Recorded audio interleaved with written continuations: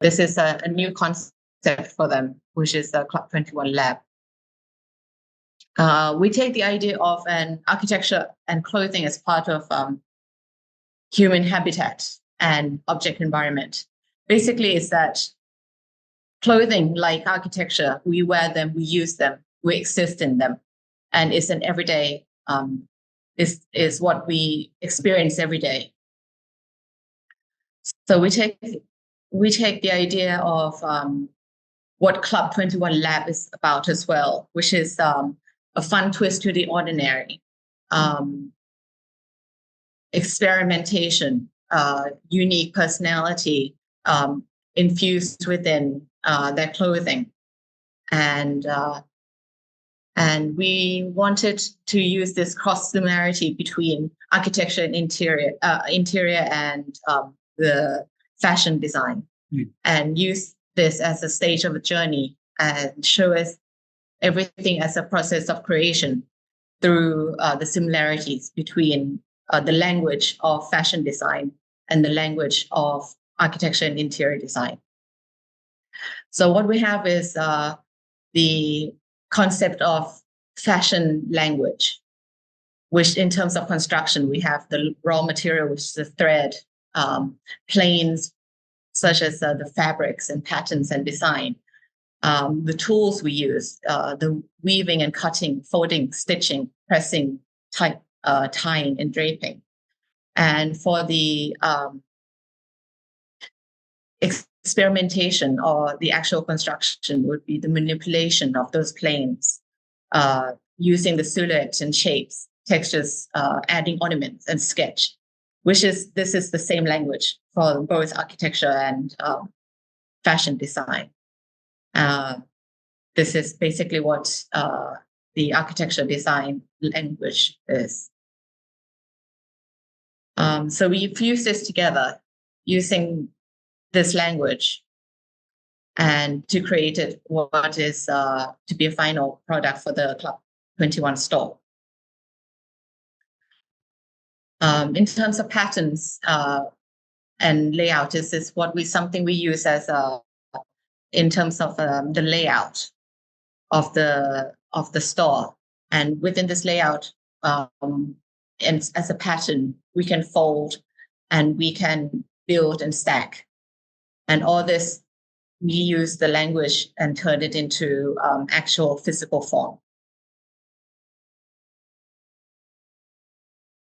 And in terms of details, we're using the words tying or fastening, and we use the idea of stitching, and we celebrate those tiny details. And that's what makes Club21's curated clothes so fascinating, because it looks so ordinary, but within the details is actually very unique. So we want to bring that into the design as well. If we look at this is visual approach, because what we have is actually, we have the main hall right here, which is an open space used for events. And on this area is actually a smaller corridor coming from the SkyTrain. And this comes from a parking lot in the back. So in terms of visuals, we only have the corners. What we have here in the middle is almost just a passing through corridor.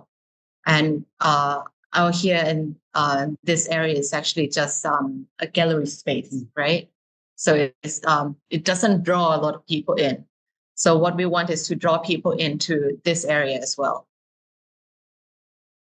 So we use the access on the side. We restrict the access on the sides a little bit, make it smaller, and our main access would be here. And we look at this whole thing as a stage entering from this area, and this back area here as a backdrop.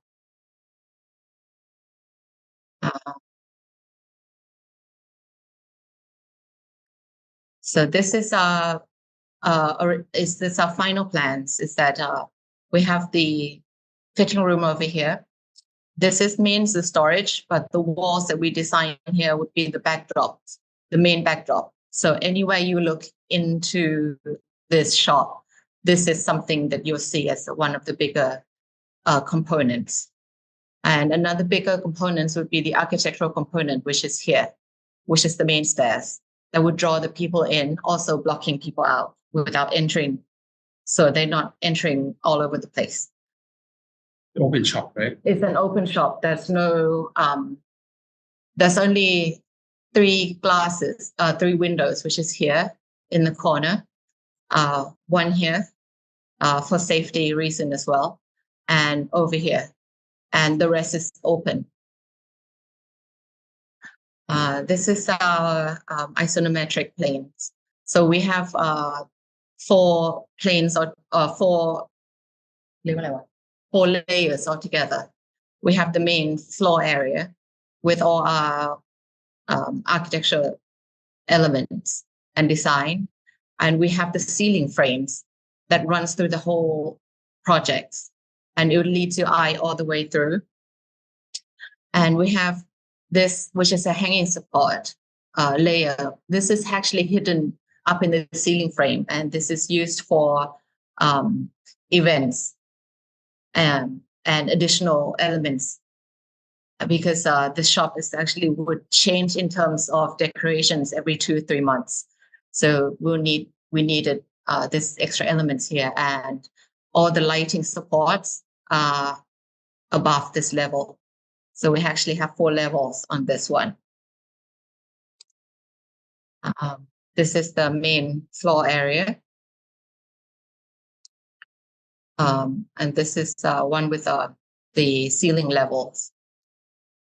And this is the main pictures that we have. As you can see, this is from the long corridor. Behind us would be the gallery. Our main architectural element, as you can see, is the wall, back wall here.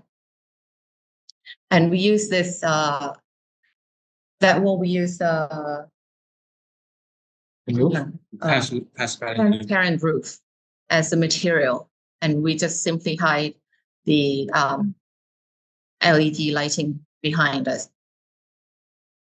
And it's something that you see all the way through wherever you are in this shop. The stairs that we use here is part of the idea of using this as a stage and a platform. And we wanted to lift it up, but we don't want it to be heavy. So we use a mirror underneath here, and then offset the area underneath with river pebbles, with the construction pebbles. Mm. So all the materials we use here are basic construction materials that you see in any raw construction site.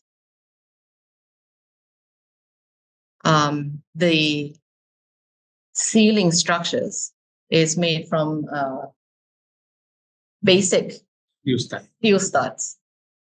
Everything here is used in things that we don't see in architecture and interiors. Everything's, if you look at other shops or in finished works, all this is covered. All the bricks would be rendered over and painted over. All the steel studs and aluminum frames would have finished ceilings. So this is something that we want to do, is that we show the details of the materials that is usually covered up and keep it raw.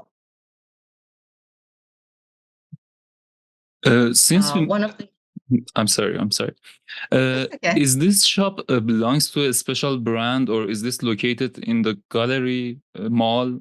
Can you explain about the location? The location is at the mall. It's one of the big malls in Bangkok. It's called M Sphere Mall. It's one of the newly built malls. Club21 is a brand, multi-clothing brands inside the mall. And did you introduce this concept to the brand, or they have this idea and they wanted to follow up this concept? For the concept, it's mainly come from the client. They have like some different images for like some element they like, but it's kind of lovely idea from them. And after we see the image, different image, we work together with them to create our new concept for this store. That's so so yeah, from the That's beginning, great. like and when we hear the name Club21 Lab, for me, myself, I see the word lab. I think it's like a scientist lab. It's kind of has to mix kind of experiment some substance, basic substance. And when we turn to think about interior or architecture, we start thinking about what is a basic element of basic material for architecture interior, and how we experiment it. So it's that kind of rough beginning of our start point. That's great. Yeah. Right. Amazing. As Troy said, this is like a multi-brand product. So we choose try to minimize the color of the setting to be like a gray and blue, only two color, a bit black, 2-3 color, because that clothes is kind of colorful thing, right? That clothes is colorful, and we don't want too many colors to take over the shop. As Jack said, it's multi-brand, so we want to make this as plain but as standout as possible. So we want people to see the shop, but when they enter the shop, they experience the clothes more. So it's a fine balance, I think, in terms of retail design. And one idea when we try to think about the material we're going to use it in the shop, I talked with Roy that if we look through the material library or catalog, we will use the same thing as everyone else. Other retail. So we start to go to like a construction material shop and try to find the beauty of the simple thing and try to bring something hidden inside, like a process to be the main thing to display on the shop. Really, it quite makes sense, since you mentioned like in fashion you have like material and you have this movement, this pattern to change them and make this fashion, and now you bring this such a simple material and try to like make this movement pattern and make a new thing out of it. So it's a really good concept here. Yeah. Thank you. Okay. Right. So we in everything, in all the elements that we use, we wanted to use basic construction materials, and we use detailings as and we want to show the extra detailings. So we decided the details would be in colors, like this, or the grouting that we see.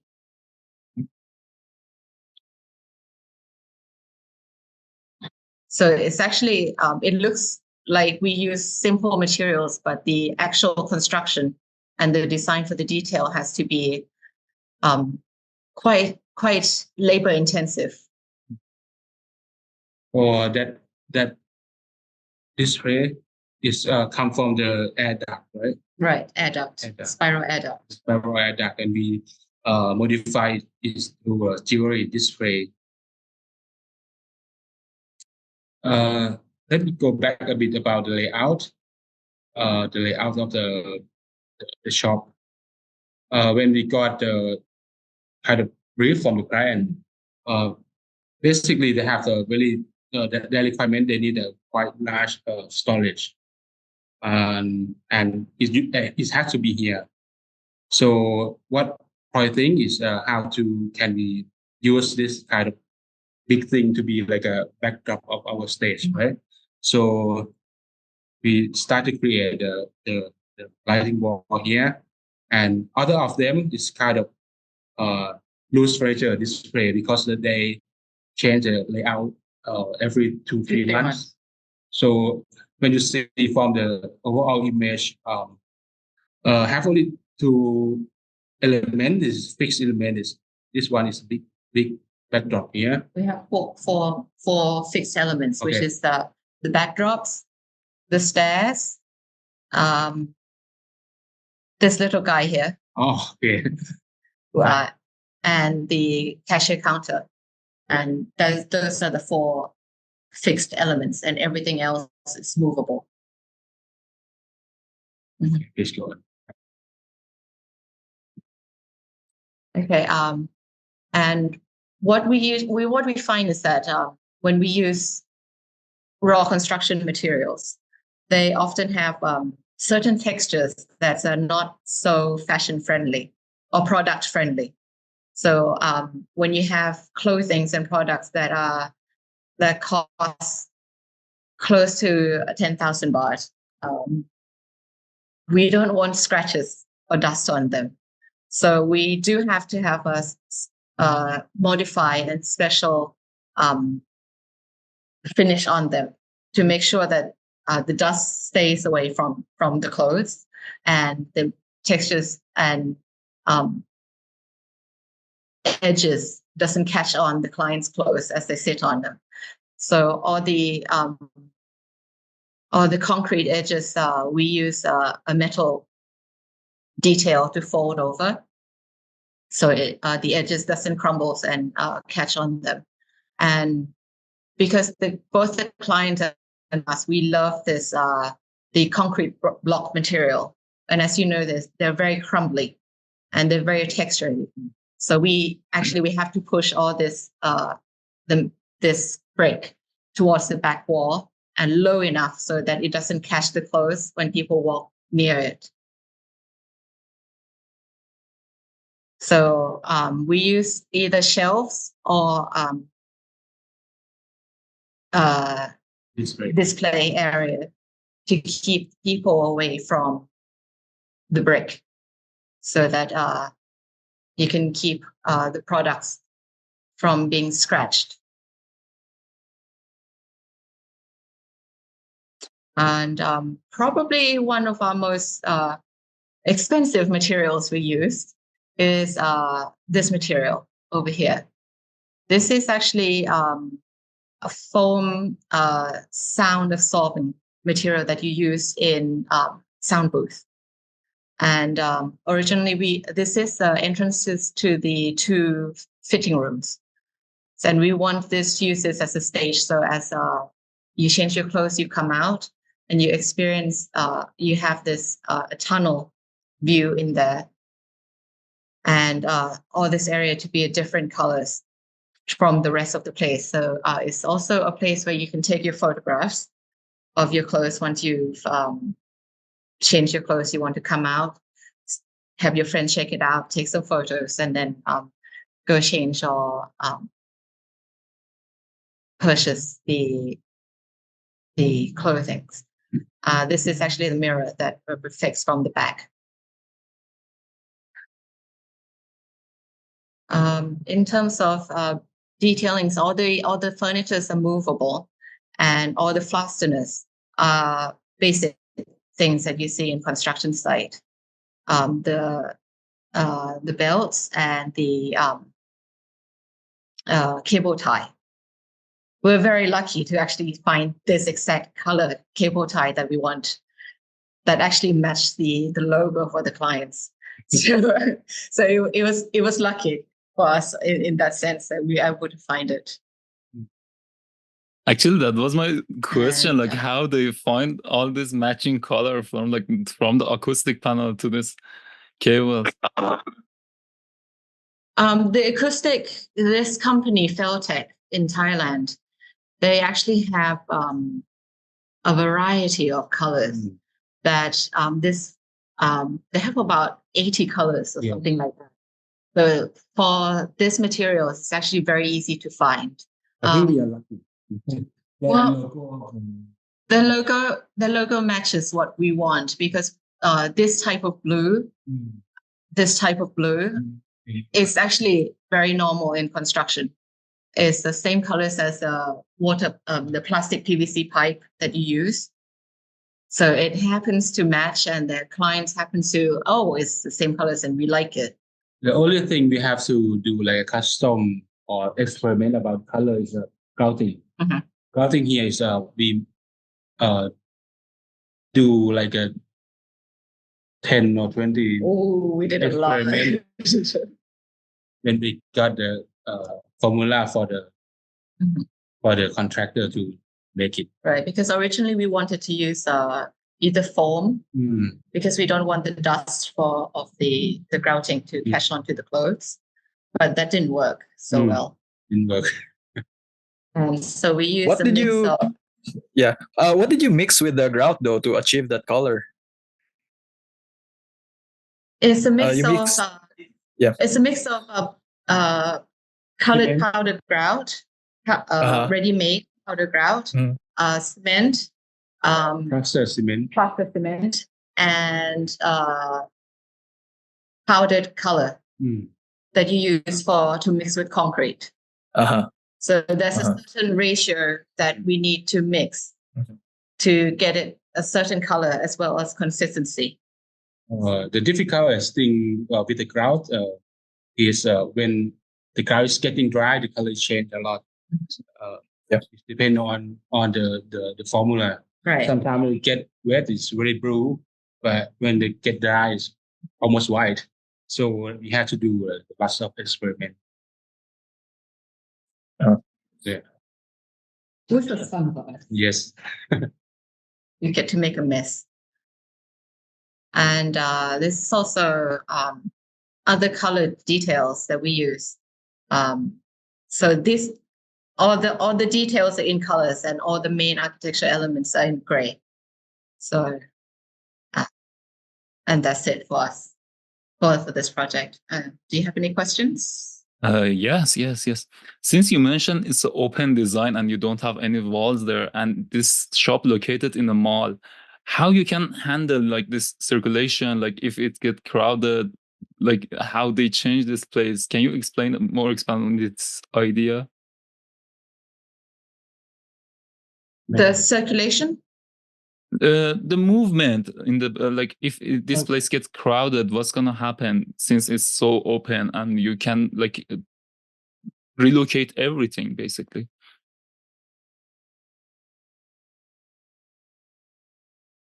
Oh, okay. I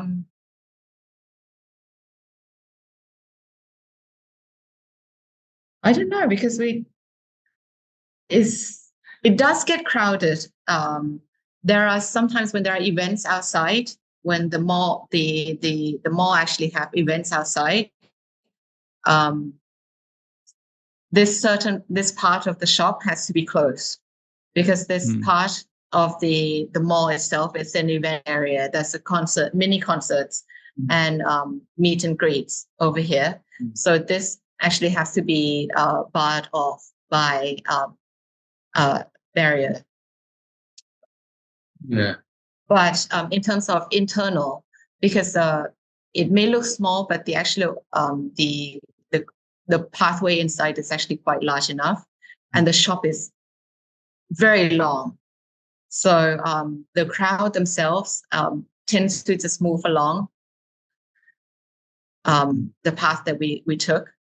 From the outside, even it is open shop, but we do have some enclosure like here, the glass window here, and another window display here, and another one is at the corner.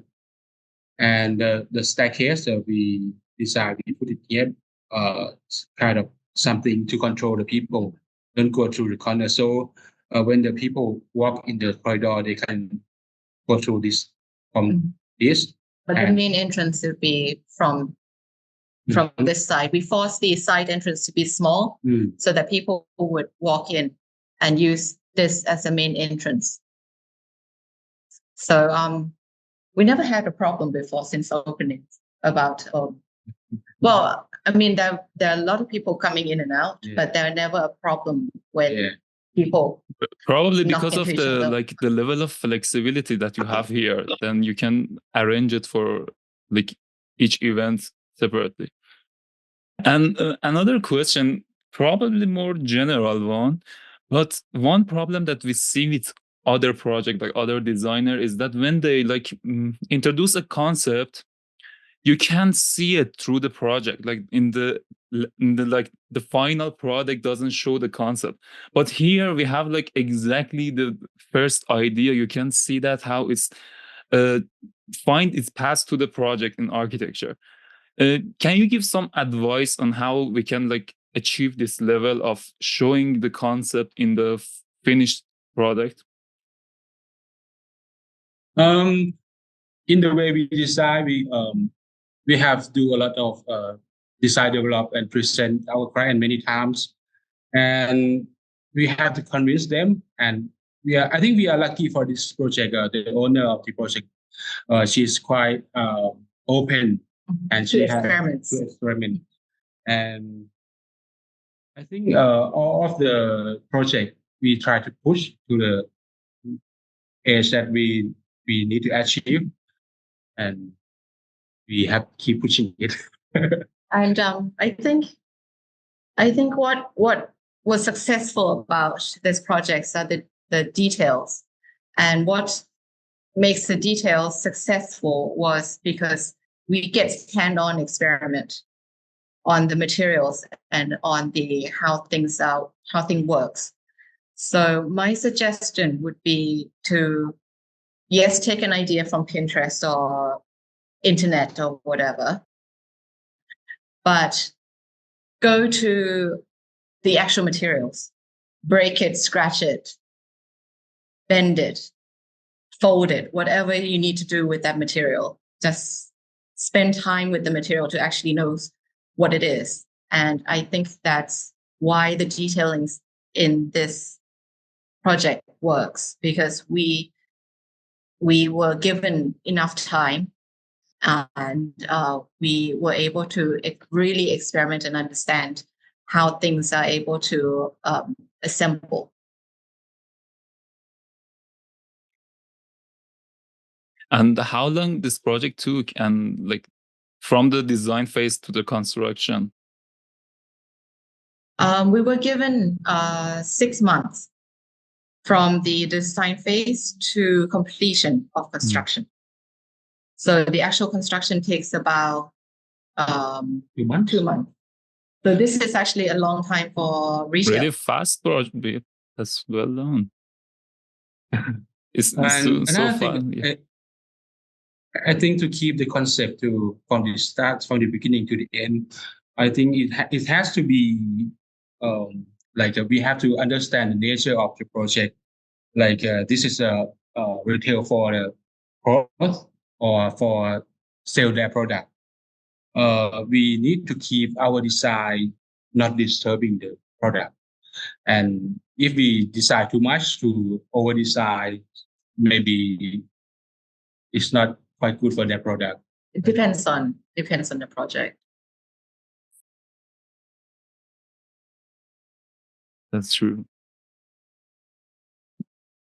Lionel, do you have any question for this project? We can. Well, actually, you already asked the question that I wanted to ask them, but yeah, I think it was pretty fast considering that you paid attention to the detailing of this, like the shelves, and I think 2 months is quite fast and remarkable considering the time frame you guys put into and the quality of the project.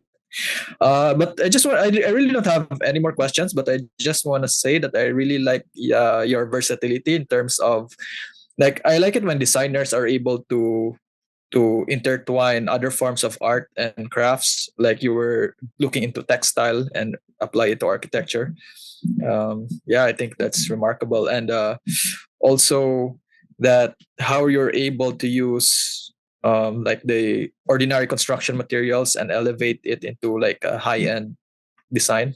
I'm quite a fan of being resourceful in terms of design. So yeah, I really like your approach. Thank you. Thank you.